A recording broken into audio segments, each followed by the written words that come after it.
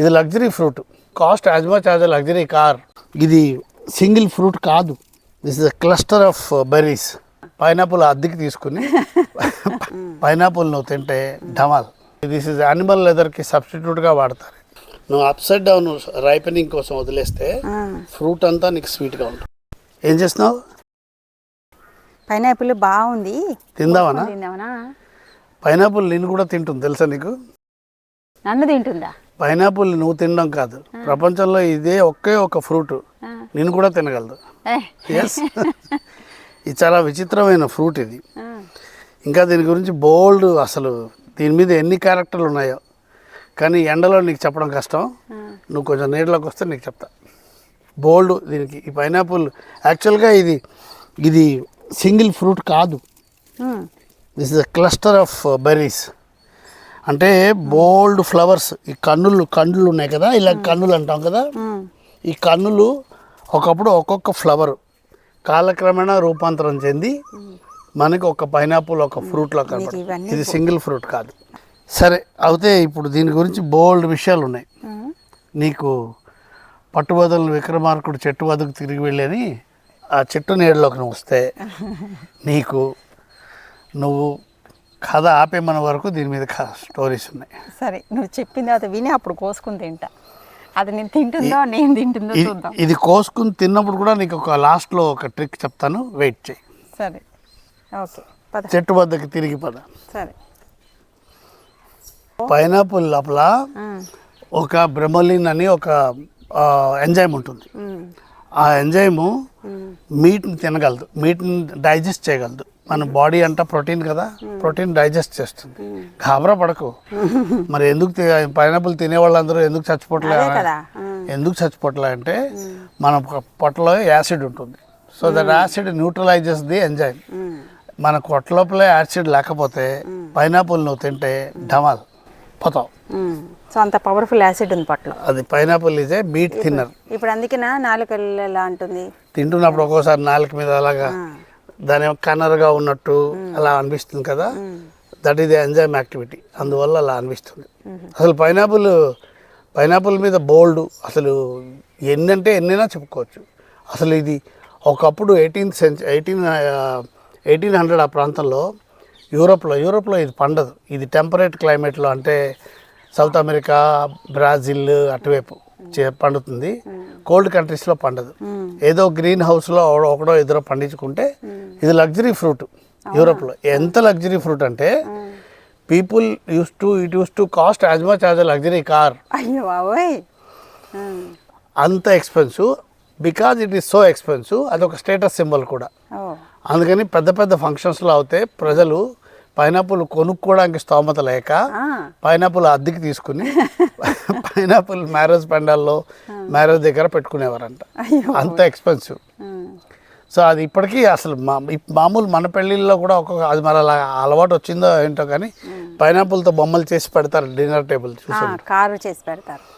So అది so పైనాపుల్ అదొక అంత ఎక్స్పెన్సివ్. ఆ తర్వాత రకరకాల కంట్రీస్కి ట్రేడర్స్ ద్వారా అట్లా వచ్చింది. మన ఇండియాలో ఉండేది కాదు. పోర్చుగీస్ వాళ్ళు వర్తకులు తేడం వల్ల అది వచ్చింది ఇప్పుడు వర్తకులు.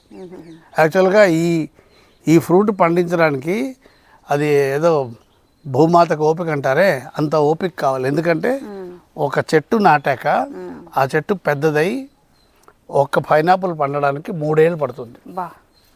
మళ్ళీ ఒక చెట్టుకి ఒకే ఒక ఫ్రూట్ వస్తుంది. ఇది నాకు తెలుసు. ఒకటే 3 ఏళ్ళు ఆగితే ఒకటే వస్తుంది. కానీ గాబరా పడకు. మరి ఆ చెట్టు తీసాక ఆ చెట్టు అయిపోతున్నారు. ఆ చెట్టుకి బోల్డ్ ఉపయోగాలు ఉన్నాయి. For example most expensive fashion brands వాళ్ళు పైనాపుల్ ఆకులు వెరీ ఫైబరస్, అంటే బాగా ఫ్లెక్సిబుల్గా లెదర్ లాగా ఉంటాయి. అందువల్ల దీంతో లెదర్ జాకెట్స్, అంటే ఇది లెదర్కి సబ్స్టిట్యూట్గా ఒక జాకెట్ అంటే మెన్ జాకెట్, లెదర్ జాకెట్లు చేస్తారు. షూస్ చేస్తారు, లగ్జరీ షూస్ చేస్తారు, లెదర్కి రిప్లేస్మెంట్. రకరకాల క్యాప్స్ చేస్తారు. ఇది లెదర్కి రిప్లేస్మెంట్, వెరీ రిచ్. దీన్ని ప్రాసెస్ చేస్తారు. చాలా మంచిది కదా, అంటే యానిమల్స్ చంపి very good. So this is animal లెదర్కి సబ్స్టిట్యూట్గా వాడతారు. అంత గ్రేట్ ఇది ఈ ఫ్రూట్. బాగుంది. తర్వాత నాకు తెలిసి చెట్టు అంటే ఒక చెట్టుకి ఒక ఫ్రూట్ తర్వాత కింద పిలకలు వస్తాయని విన్నా, అది పాతితే ఫాస్ట్గా అవి పాతితే వస్తాయి.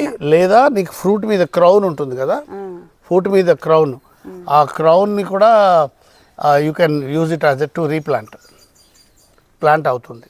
అవునా? అసలు ఆ క్రౌన్ మన ఎప్పుడో నువ్వు చెప్పావు కదా చిలకడ దుంప పాతి ఇంట్లోపల ఇండోర్ ప్లాంట్ చేసుకోవచ్చని, దీంతో ఇంకా బ్యూటిఫుల్ ఇండోర్ ప్లాంట్ తయారవుతుంది.